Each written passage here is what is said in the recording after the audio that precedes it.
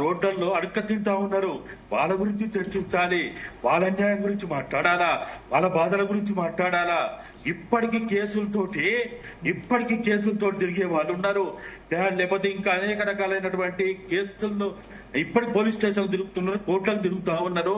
నా ఉద్యోగాలు రాక బాధలు పడతా ఉన్నటువంటి వాళ్ళు ఉన్నారు కేసులు పోక. కాబట్టి ఇవాళ మాట్లాడుకోవాల్సింది ఇన్నయ్యకి ఏమైంది? ఇన్నయ్యకి మంచిగా టీవీలలో మాట్లాడే అవకాశం ఉంది, ప్రకాష్ మాట్లాడే అవకాశం ఉంది, రమ్యారావు మాట్లాడే అవకాశం ఉంది, రాజారావు మాట్లాడే అవకాశం ఉన్నది. మా బాధను మా కష్టాన్ని చెప్పుకునే అవకాశం, మా వాయిస్ ని రేజ్ చేసుకునే అవకాశం మాకుంది.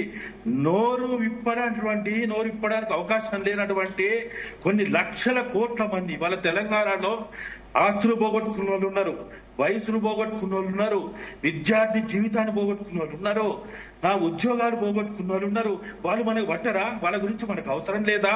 వాళ్ళ గురించి మాట్లాడదాం. మనదేముందాడా? మన కంఫర్టబుల్ జోన్ లోనే ఉన్నాము.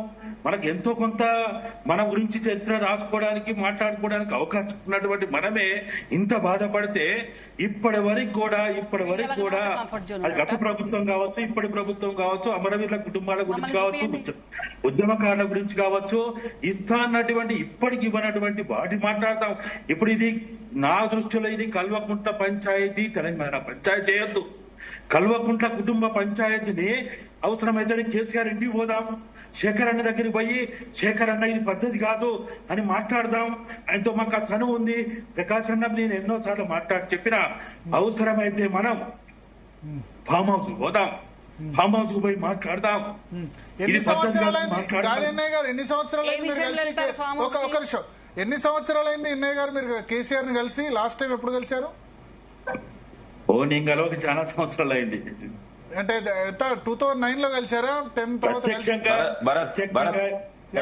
నేను కలిసి చాలా సంవత్సరాలు అయింది.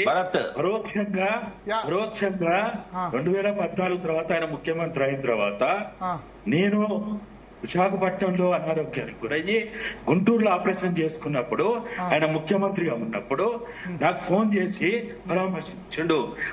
అది కూడా నేను ఆ రోజు మాట్లాడలే. ఆయన పరామర్శించి మా దగ్గర ఉన్నటువంటి వాళ్ళతోటి మాట్లాడి ఎట్లుంది ఏంటిది ఇతర విషయాలు తెలుసుకున్నాడే గాని, తర్వాత మా కూతురు విషయంలో కూడా ఆయన ఏదో సీఎం రిలీఫ్ ఫండ్ ఇచ్చిండు, అవన్నీ వేరే విషయం. నేను అంటున్నది ఏంటంటే ఈ రోజు డైరెక్ట్ గా మాట్లాడలే. ఇప్పుడు తెలంగాణ వచ్చిన తర్వాత మీతో మాట్లాడాలి. భరత్ గారు చెప్పండి ప్రకాష్. ప్రతిరోజు చూస్తాడు ఇన్నయ్య గారు మాట్లాడేటి. అవునా? ఐప్యాడ్ లో వినయ్ గారు చూస్తారు, ఆయన చూస్తాడు. ఇద్దరు ఒకరికొకరు మీ ఛానల్స్ ద్వారా మాట్లాడుకున్నట్టే. మాట్లాడలేకపోతున్నారు. ఇప్పుడు ఫామ్ హౌస్ కి వెళ్తానంటున్నారు. ఇన్ని సంవత్సరాల నుంచి ఎందుకు మాట్లాడలేకపోతున్నారు? ఇప్పుడు ఎవరు పాత నమ్మకమ్మా అని మేము అంటున్నది. ఇవాళ ఇంతమంది ప్రకాశ్ అన్న చెప్పినట్టు, అందరు కూడా రాజారాం చెప్పినట్టు, తెలంగాణ వాదానికి, నినాదానికి, అస్తిత్వానికి ఇవాళ ఒక రకమైనటువంటి సంక్షోభం వచ్చింది, ముప్పు వచ్చింది. దాన్ని కాపాడుకోవడం కోసము ఎక్కడికైనా పోతాం. మేము ఆ రోజు కేసీఆర్ మాట్లాడిన మాటలన్నీ కేసీఆర్ మాటలు కాదు, మాలాంటి వాళ్ళని రాసిస్తే, మాలాంటి వాళ్ళని చెప్తే ఆయన గొంగళి పురుగును ముద్దు పెడతా అన్నా, కుష్ఠరోగిని కవలించుకుంటా అన్నా, ఇవన్నీ ఎవరు చెప్పిండో? ఇవాళ ఆయన 9.5 సంవత్సరాలు ఎవరిని పట్టించుకోలేదు, ఉద్యమాకాంక్షలు అన్ని పక్కన పెట్టి ఆయన తప్పుల గురించి మాట్లాడడానికి వేదిక కాదు ఇది, సమయం కాదు ఇది. అది కేటీఆర్ తప్పులైనా, కవితమ్మ తప్పులైనా, హరీష్ తప్పులైనా, సంతోష్ తప్పులైనా, లేకపోతే పార్టీలో ఉన్నటువంటి నాయకులు అందరి తప్పుల గురించి మాట్లాడడానికి ఇది సమయం కాదు.